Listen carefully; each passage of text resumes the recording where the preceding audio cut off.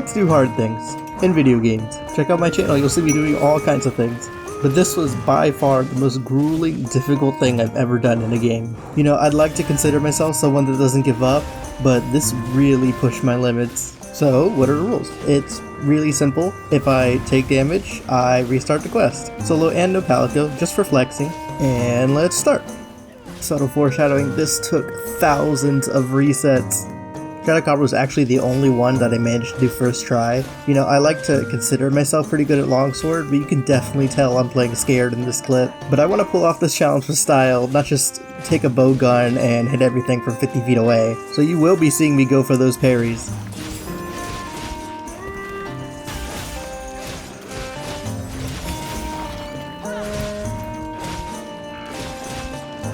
Since I can't take any hits, small monsters are going to be a big problem. If the monster's ever standing in a group with them, I have to be extremely careful. For other monsters, I'll be making use of capturing as much as I can, but unfortunately I have to slay the frog. Fighting the Balahara was actually pretty scary when I couldn't get hit. Looking back at these earlier hunts, it's surprising how safe and unoptimally I'm playing. I really did gain way more confidence by doing this. As for the chicken, I decided to greed for the kill instead of the capture, and while it was risky, it worked out.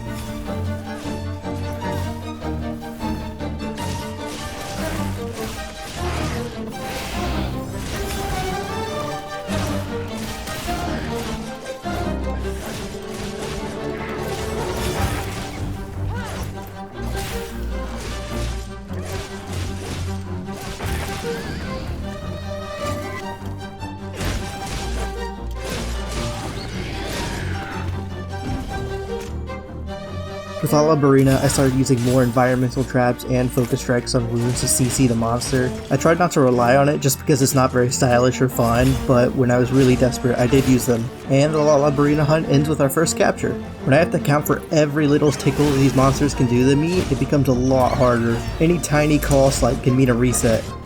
I really want to do more special sheath counters, but I'm discovering that, especially without quick sheath, it's not very safe currently. Even if I land one, the monster can easily chain another attack, just hit me again. It's going to take quick sheath and a lot of practice before I can safely chain special sheath parries in this challenge. I'm quickly discovering that the best counter is the red bar foresight slash. I can chain them together more quickly than any other counter, which lets me iframe through multiple fast attacks in a row. Also, you won't really see me using Helm Splitter and Spirit Release that much. I do use it sometimes, but 99% of the time it's way too unsafe. I know it's not terribly fun using the Crimson 1 and Spirit 1 animation cancel over and over, but it is very effective. Instead, we can play a fun little game together of Count the Helm Splitters. Congalala would have been really easy if not for this one really fast annoying claw swipe he does, which caused a lot of resets. But you can see me going for more parries in this, so yay. The good news about playing like this is sometimes tend to be really fast, you know, because I'm not spending any time healing.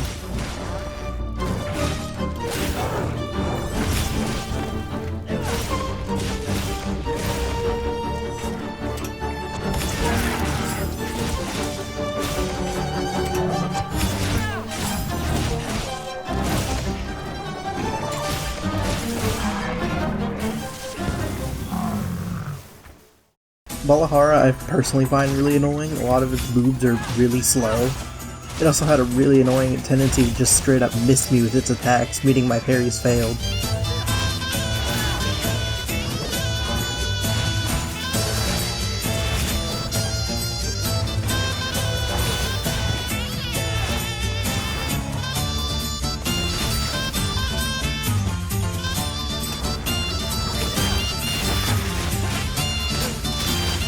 I made use of mounting for the first time in this one, which is just a lot of free damage.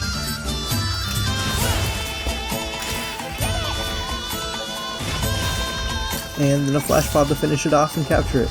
Now that it's out of the way, I can finally get quick sheath from its armor.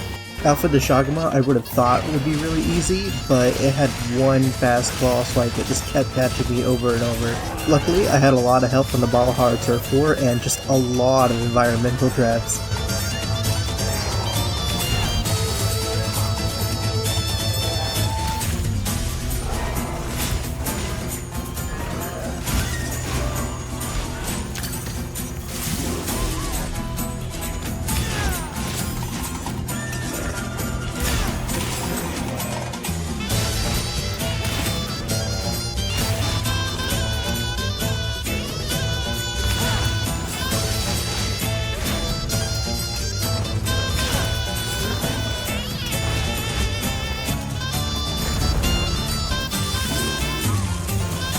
Quematrice tried to butt in at the very end, which is really scary, but I got him just in time.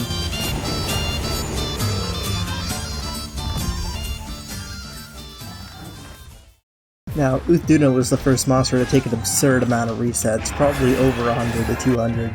Annoyingly, it spawns in the middle of a bunch of small monsters, and if I'm not careful, they just clip me and I can't do anything about it. This is also the first monster to have a lot less end lag in between its attacks, meaning it can chain attacks at me very quickly and I have to be prepared for it. I use the environment, mounting, and my own traps to get the win.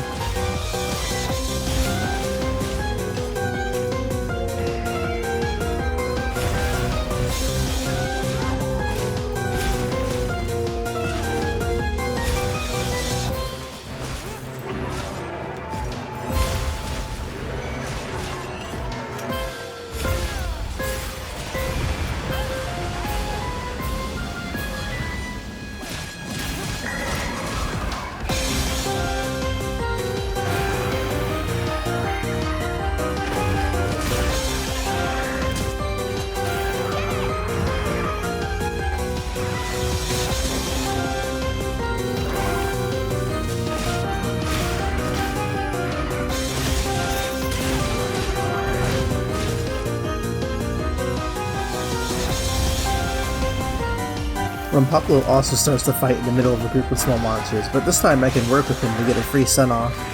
Its double claw fights had a tendency to clip me no matter what I did, so I just had to resort to dodging most of it to win the fight.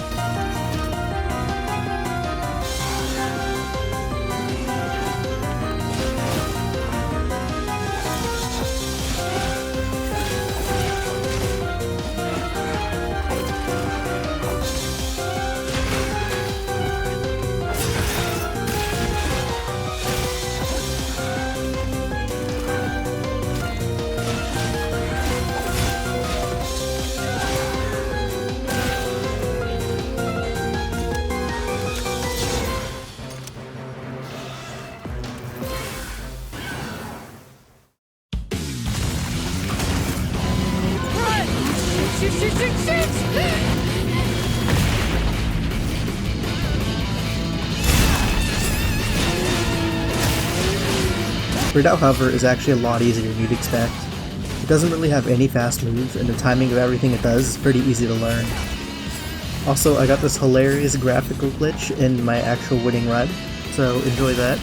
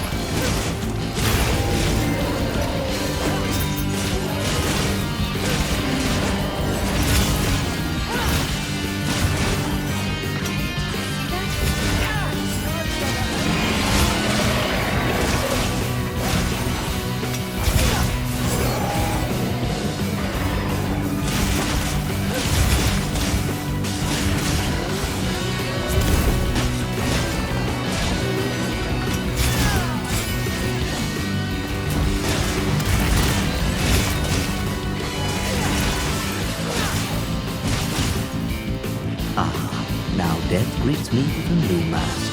Nerscylla was actually a really scary fight for a variety of reasons. Both the beginning area of the fight and her nest are just covered in dozens of baby spiders, which normally wouldn't be a problem since they do like 1 damage, but I can't take 1 damage, so it's very scary.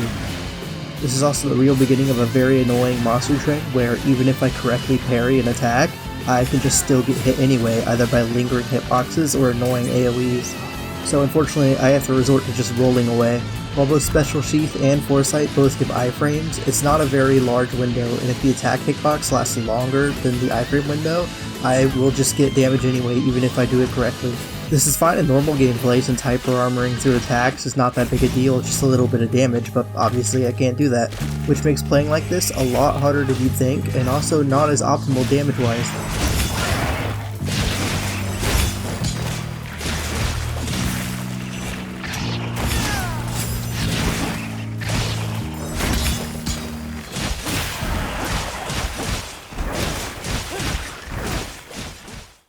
When I got Nerscylla to her nest, I kinda panicked because I didn't know how to deal with all the baby spiders, but I eventually managed to lure her out of the nest, and was able to capture her.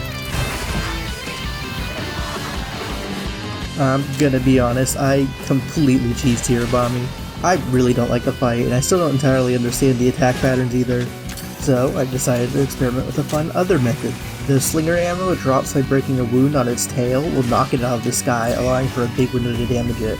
Using a focus strike on a wound will also knock it over for another damage window. This, combined with flash pods, paralysis pods, and poison pods, meant I just stun locked him the entire time. I did not fight him at all, and I just spammed large stun bombs to get rid of the other ones. So while it took 8 minutes to capture, it was really easy.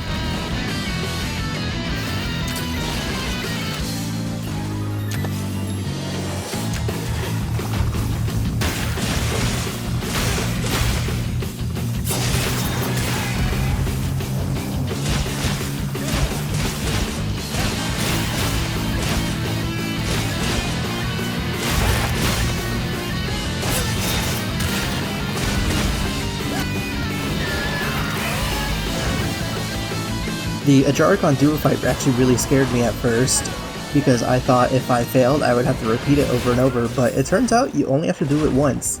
Once you separate them, when you restart the quest, it's only to hunt the single Ajarakan. You don't have to do the duo fight more than once.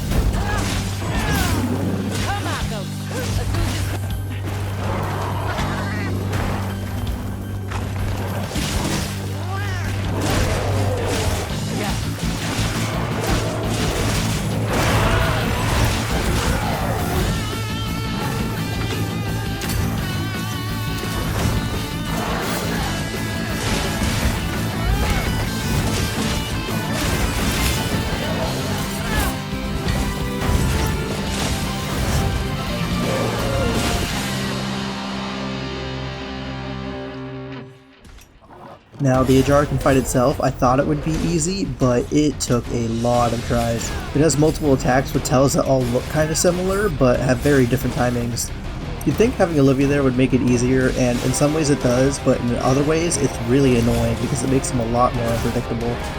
There are way too many occasions where I got caught by an attack that was aimed at Olivia.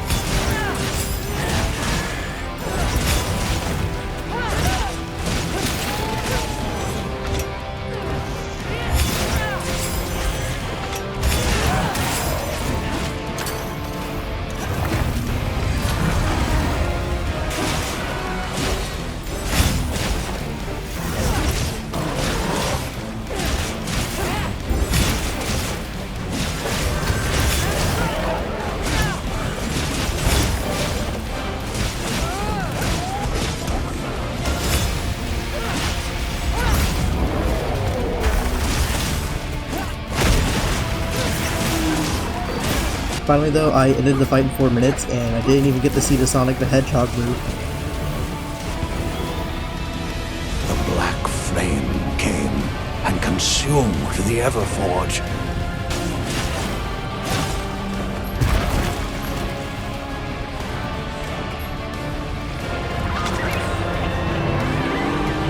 New Udra, I was really hoping a special sheath parry, but there were way too many variances in the timing of its cynical attacks. I had to rely entirely on red bar foresight to be fast enough to catch everything it could do. On top of that, I had the position to avoid all the lava pits in the beginning area, which often put me between an octopus and a hot place. This is the real beginning of fights where if I don't have the exact movesets memorized, every timing, every attack, everything, I'm screwed. I have to know exactly how much in-lag every attack has and exactly how the monster can follow up each attack. If I get careless or stop paying attention for even a second, it's over for me. And when it gets deep into a fight I put hundreds of attempts into, I have to be able to handle the pressure. I have to not let the nerds get to me, I have to not mess up.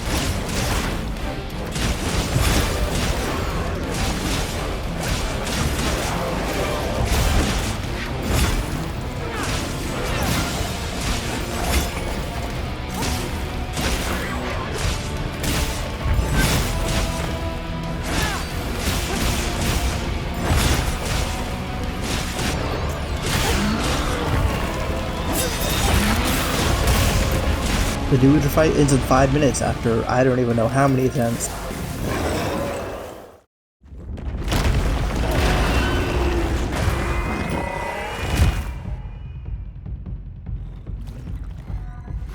Guardian Doshaguma was way more frustrating than I thought it would be. I thought it would be like a normal Doshaguma for the most part with some new attacks, but no, it's a completely different beast. It has wild 3-4 hit combo strings, very delayed, hard to read attacks, and always annoyingly fast claw swipes that will always catch me out if I'm in the middle of an attack. Another thing that really added to the difficulty is Guardian monsters can't be captured. I was relying on capturing to save me that last 30% of health, which is a big deal, but after this point in the story, there's only one monster for the rest of the game that can be captured, which is Jay Wu. The good news is, at least I can still use my shock and pitfall traps for damage.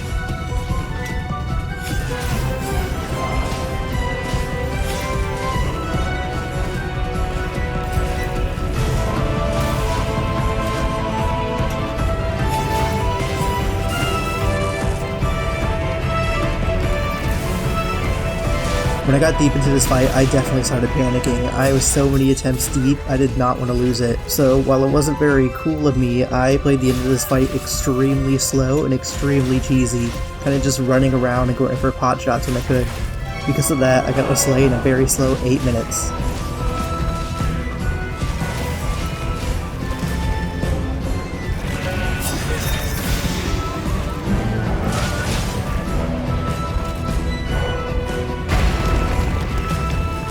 Rathalos. The startup animation for it flying does damage. Like, why, Capcom? I thought we were past this.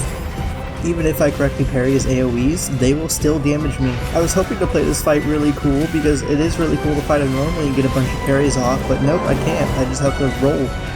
I actually didn't use a flash pot at all for this fight, which seems weird, but half the time it just wouldn't even work. I couldn't really figure out why.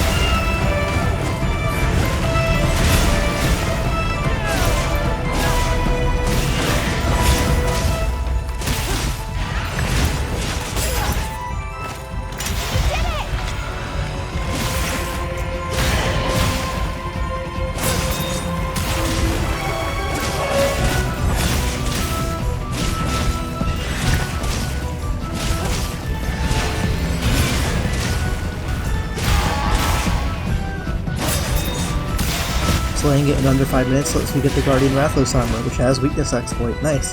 The Arkveld Repel wasn't too bad. It's obviously just a teaser for the real thing, which will be a lot more trouble later.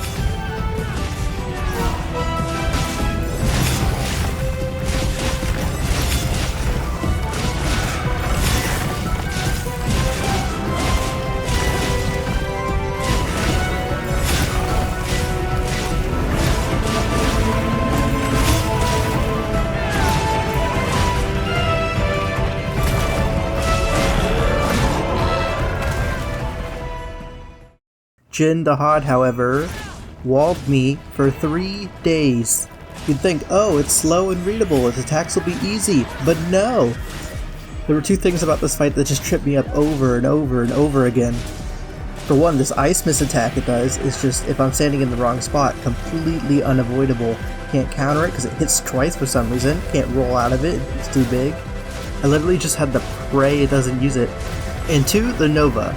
Not the Nova itself, obviously that's not hard to avoid, but you might have noticed this in your own playthrough, the wind-up to the Nova does damage as well. The only way to avoid this is to already be standing behind a rock before it even starts doing it. So I have to memorize the HP threshold at which it starts the Nova and preemptively be behind the rock, which makes it manageable, but it's obviously not an exact science. And even if I play really well, this fight is just really long. I'm not at in-game high rank where I have a cracked build that can just delete the monster in 4 minutes. And I especially don't have Corrupted Mantle, so in some ways this challenge in low rank is a lot harder than fighting monsters in high rank without trying to get damage. For Jin, the back legs are actually a lot less dangerous than the front, so I ended up just sticking to the back for most of the fight. I did the fight so many times I started to work out a script for when to time heart breaks, when to time focus strikes, how to optimize my damage, and even with all that, this fight lasted 11 minutes, and when it was down to the wire, I was very scared.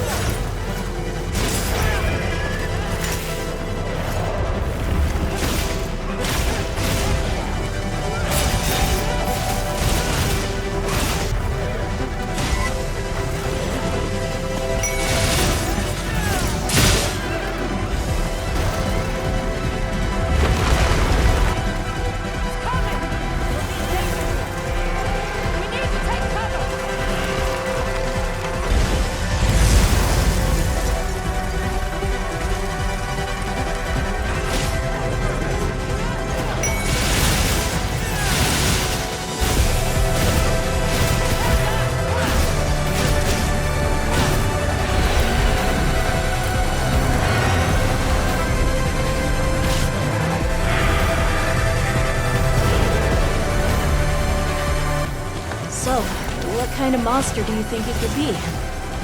Well, let's see. It would have a keen nose, enough mobility to navigate any terrain. It would maintain a broad territory, and by habit, pursue its prey relentlessly. At least, that's the sort of monster I'd put on guard. An Odogaron, probably a subspecies.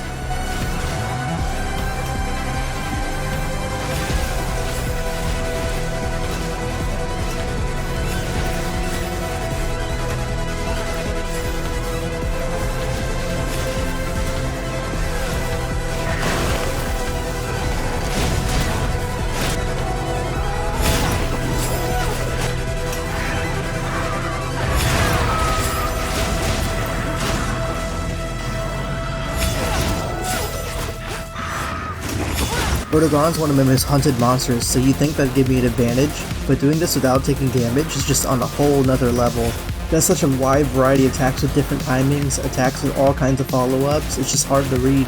This is another monster I was stuck on for multiple days, but I'm pretty happy with the end result. I chained a lot of parries together. But when it came down to the end of the fight, I got really scared and started playing really safe, but eventually we got him, had a dead Clifford. Also, thank you, Gemma. I'm glad you noticed how nice I'm keeping this armor. I pulled the pro strat of just immediately leaving the quest after Jaywu ambushed me. I needed a timeout to make some armor, okay? Jaywu was actually a lot easier than I thought it would be. I kind of unintentionally ended up stun locking it to death. I wasn't even trying to do that, but it's just really squishy. A lot of its attacks will just straight up miss you if you're standing close enough to it, which I definitely took advantage of.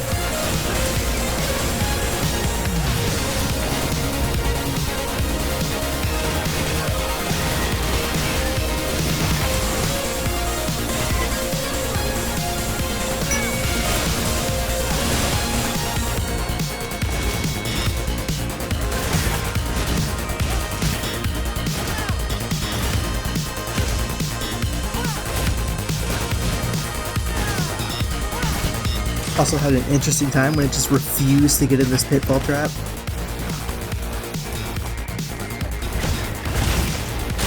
But got the capture in 5 minutes. When all of these uncountable moments have passed, where will Arkveld be? Where will you? Stand witness to how its existence unfolds.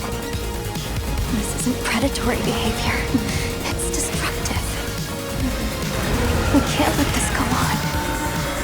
For the continued preservation of this ecosystem, the guild authorizes you to slay the guardian Arkveld.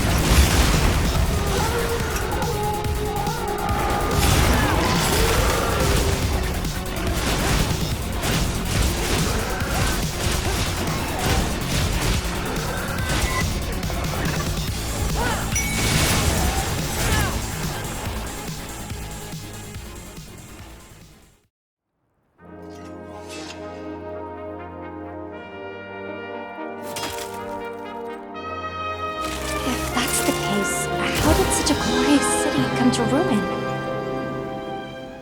They invited calamity upon themselves.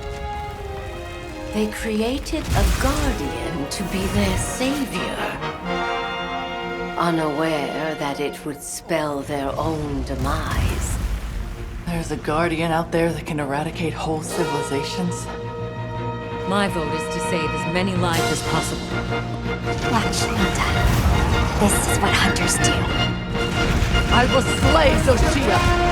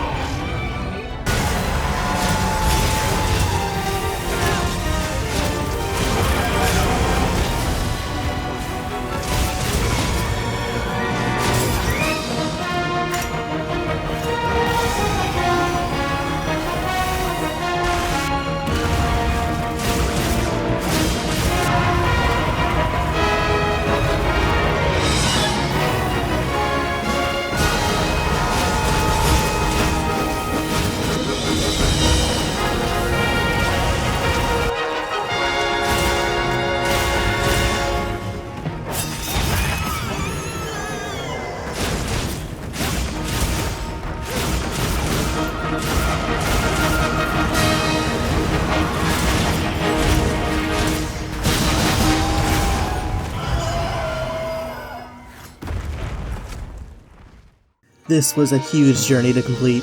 When I started, I really underestimated how much this would test me. I can't believe I did it. This took 60 hours. I actually have more playtime on this profile than I do on my actual main profile with in-game build. If you made it this far, thanks for watching. Consider dropping a sub, that'd be nice. If this video gets enough love, I'm definitely doing a part 2 for high rank, so watch out for that. And I have a lot more Monster Hunter content in general planned, a bunch of surprises coming up. So yay! Editor's note, I literally just noticed this. Apparently I took like 1 damage during the Zoh Shia fight somehow. Like, I'm still not entirely sure how it even happened. So, is it possible to beat WoWs without taking damage? Yes. Did I do it? No, because I suck.